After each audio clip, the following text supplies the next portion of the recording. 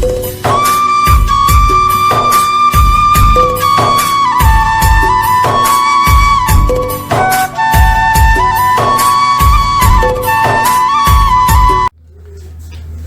विचार 356 में आप सभी मित्रों का स्वागत करता हूं।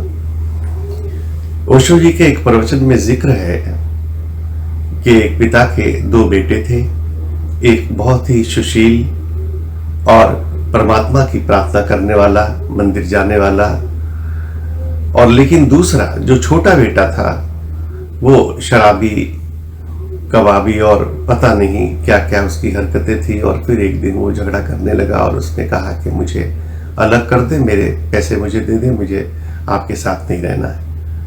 पिता ने सोचा कि बाद में झगड़ा होगा, चलो अच्छा है अभी कह रहा है, तो उसने उसके पैसे उसको दे दिए, अलग कर दिया और वो पैसे लेके शहर चला गया। गांव में तो पैसे खर्च करने का कोई ज्यादा चीजें भी नहीं थी, इसलिए वो शहर जाकर फिर वो शराबों में और जुए में और सब हारने लगा। करीब 5-6 साल में उसने सारे पैसे बर्बाद कर दिए। जब एक पैसा भी नहीं बचा तो फिर उसकी नौबत भीख मांगने की आ गई। पहले तो कुछ मेहनत की और उसके बाद भीख मांगना शुरू किया। 3-4 साल उसमें बीत गए। फिर उसने कहा कि गांव चलता हूं, जाके पिता से माफी मांग लूंगा, बड़े भाई से माफी मांग लूंगा, यहाँ भीख मांग कर खाना तो अच्छा नहीं लगता है। और वो उसने वापिस आने की सोची। एक आदमी ने उसको पहचान लिया और आकर पिता को बताया कि आपका छोटा बेटा शहर से वापिस आ रहा है। बाप ने बहुत बड़ी पार्टी रखी, पूरे गांव को बुलाया और बहुत बड़ा जश्न मनाने की तैयारी कर ली।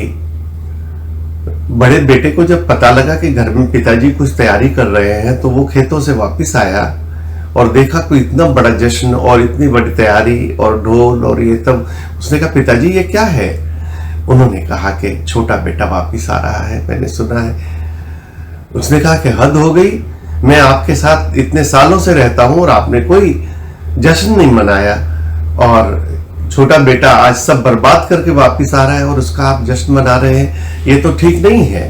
आप मेरे बारे में क्यों नहीं कभी आपने सोचा? उसने कहा, आप तो ठीक हो, मेरे साथ सालों से रहते हो, आपकी व्यवहार ठीक है, आपका काम ठीक है, मैंने कभी ख्याल नहीं किया क्योंकि आप सब तरह से संपन्न हो, इसलिए अब छोटा बेटा जो है सब बर्बाद करके वापिस आ रहा है, उसका ख्याल रखना है कि वो आकर प्रतिष्ठा पाए और इस